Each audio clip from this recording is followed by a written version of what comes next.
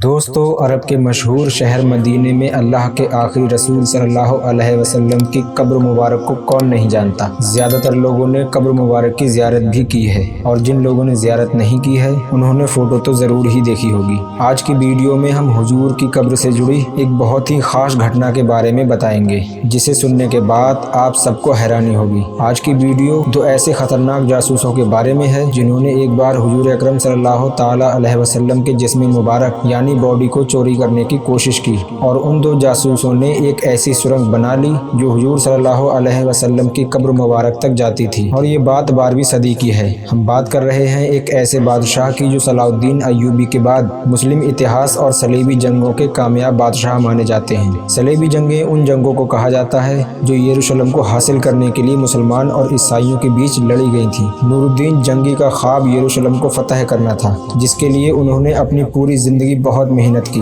لیکن افسوس اپنے خواب کو پورا کیے بغیر ہی اس دنیا سے رخصت ہو گئے۔ نور الدین جنگی کی محنت کی وجہ سے ہی صلاح الدین ایوبی 1187 میں یروشلم کو فتح کرنے میں کامیاب ہوئے تھے۔ نور الدین جنگی نے اپنے شاسن کے دوران قریب 42 مدرسے سیریا میں بنوائے، لیکن ان سب چیزوں کے علاوہ نور الدین جنگی کو ایک بہت ہی خاص واقعے کے لیے جانا جاتا ہے، جس کی تفصیل ہم آج کی ویڈیو میں آپ کو بتانے والے ہیں، اور وہ یہ ہے کہ ایک بار نور الدین جنگی عشاء کی نماز پڑھ کر سو رہے تھے۔ اچانک خواب میں دیکھتے ہیں کہ حضور اکرم صلی اللہ تعالی علیہ وسلم تشریف لائے اور دو لوگوں کی طرف اشارہ کر کے فرمایا کہ سلطان، ان دو لوگوں کے شر سے ہماری حفاظت فرماؤ، یعنی ان کی بری نیت سے ہماری حفاظت کرو۔ اور ان دو لوگوں کی شکل بہت ہی ڈراؤنی تھی۔ نور الدین جنگی کی اچانک سے آنکھ کھل گئی، اور جب گھبرا کر اٹھے تو پورا بدن پسینے سے بھیگا ہوا تھا۔ فوراً اٹھ کر وضو کیا اور 2 رکعت نفل نماز ادا کی، پھر سو گئے۔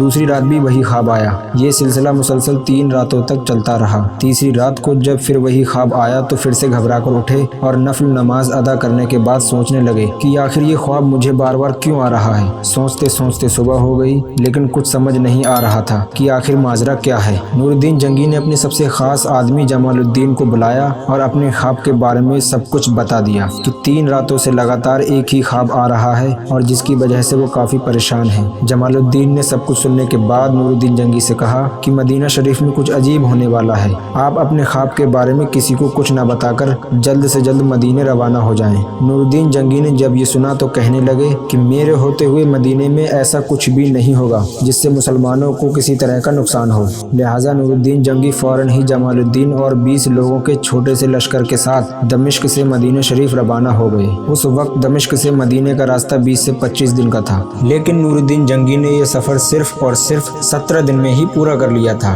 نور الدین جنگی کو سکون کہاں تھا۔ مدینے پہنچتے ہی سب سے پہلے وہاں کے حاکم سے ملے جو مدینے کی زمینوں پر حکومت کرتا تھا۔ حاکم نے نور الدین جنگی کو یقین دلایا کہ اگر آپ کے خواب کی حقیقت سچی ہے تو جلد ہی ہم ان 2 لوگوں کو پکڑ لیں گے۔ نور الدین جنگی نے مدینے آنے اور جانے والے تمام راستوں کو بند کروا دیا، اور مدینے کے تمام امیر اور غریب لوگوں کی دعوت کی اور سبھی کو ایک ساتھ کھانے پر بلایا۔ دعوت میں آنے والے سبھی لوگوں کو سلطان نے ایک ایک انعام اپنے ہاتھوں سے دیا تاکہ دعوت میں آنے والے سبھی لوگوں کی شکلوں کو یاد رکھ سکے۔ سبھی لوگ دعوت کھا کر چلے بھی گئے، لیکن وہ 2 چہرے جن کو نور الدین جنگی نے اپنے خواب میں دیکھا تھا، وہ 2 شخص کہیں نظر نہیں آئے۔ اب سلطان کو فکر ہونے لگی۔ سلطان نے مدینے کے حاکم سے پوچھا کیا کوئی ایسا بھی شخص ہے جو اس دعوت میں شامل نہ ہوا ہو؟ حاکم نے کہا ہاں، 2 بوڑھے مغربی مسافر ہیں جو اس دعوت میں شامل نہیں ہوئے ہیں۔ وہ روضۂ رسول سے تھوڑے ہی دور ایک مکان میں رہتے ہیں، لیکن وہ تو بہت ہی نیک اور پرہیزگار ہیں۔ پورا دن اللہ کی عبادت کرتے ہیں اور شام کو جنت البقیع میں لوگوں کو پانی پلاتے ہیں۔ ان کو باہری دنیا سے کوئی مطلب نہیں ہے اور نہ ہی کسی سے کوئی انعام لیتے ہیں۔ یہی وجہ ہے کہ وہ آپ کی دعوت میں شامل نہیں ہوئے۔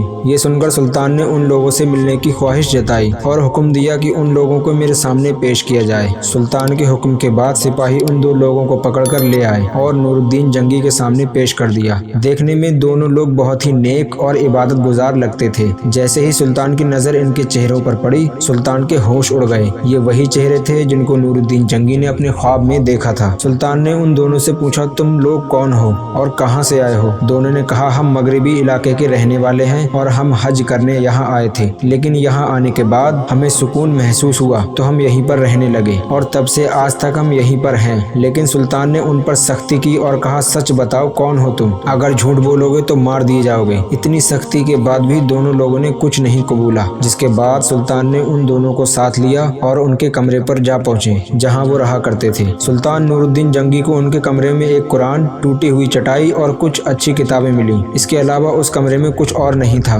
तभी सुल्तान नूरुद्दीन जंगी को उस चटाई के नीचे कुछ अजीब सा दिखा। जब सुल्तान ने चटाई हटवाई तो हैरान हो गए। उस चटाई के नीचे एक सुरंग थी जो काफी गहरी थी। सुल्तान ने एक सिपाही को सुरंग में उतरने का हुक्म दिया। सिपाही सुरंग में उतरा और कुछ देर वापस लौटकर सुल्तान को बताया कि ये सुरंग पैगंबर मोहम्मद मुस्तफ़ा सल्लल्लाहु ताला अलैहि वसल्लम की कब्र मुबारक तक जाती है। सुल्तान ने उन लोगों को गिरफ्तार कर सख्ती से पूछताछ की। तब जाकर उन लोगों ने बताया कि हम कोई मुसलमान नहीं बल्कि नासरानी यानी ईसाई हैं और अपने बादशाह के हुक्म पर आपके पैगंबर मोहम्मद मुस्तफ़ा सल्लल्लाहु अलैहि वसल्लम का जिस्म अतहर यानी बॉडी को चुराने आए हैं। ये सुनकर सुल्तान नूरुद्दीन जंगी का चेहरा गुस्से से लाल हो गया और फौरन ही उन दोनों का सर कलम कर दिया। इसके बाद सुल्तान नूरुद्दीन जंगी रोते हुए कहने लगे कि मेरा नसीब, इस पूरी दुनिया में इस खिदमत के लिए मेरे जैसे गुलाम को चुना गया। इस नापाक साजिश के बाद जरूरी था कि ऐसी तमाम साजिशों को हमेशा के लिए खत्म कर दिया जाए। सुल्तान ने इंजीनियर बुलाए और कब्र मुबारक के चारों तरफ खंदक खोदने का हुक्म दिया। यहाँ तक कि खंदक इतनी गहरी खोदी गई कि पानी निकल आया। सुल्तान के हुक्म से वहाँ पर बड़ी खाई बना दी गई और उसमें पिघला हुआ शीशा भर दिया गया ताकि दोबारा से ऐसी हरकत कोई और ना कर सके। शीशे की खंदक और खाई आज भी रोज़ाए रसूल के चारों तरफ मौजूद है। बाद में मिस्र के बादशाह रुकनुद्दीन ने शीशे की इस खंदक के ऊपर एक लोहे का कवर भी लगवा दिया ताकि कोई भी पैगंबर मोहम्मद मुस्तफ़ा सल्लल्लाहु अलैहि वसल्लम की कब्र मुबारक तक ना पहुंच सके। और आज भी हुजूर सल्लल्लाहु अलैहि वसल्लम की खास कब्र तक जाने की इजाज़त किसी को भी नहीं है। वीडियो कैसी लगी कमेंट बॉक्स में ज़रूर बताएं। ऐसे ही वीडियो देखने के लिए चैनल को सब्सक्राइब करें। मिलते हैं अगली वीडियो में।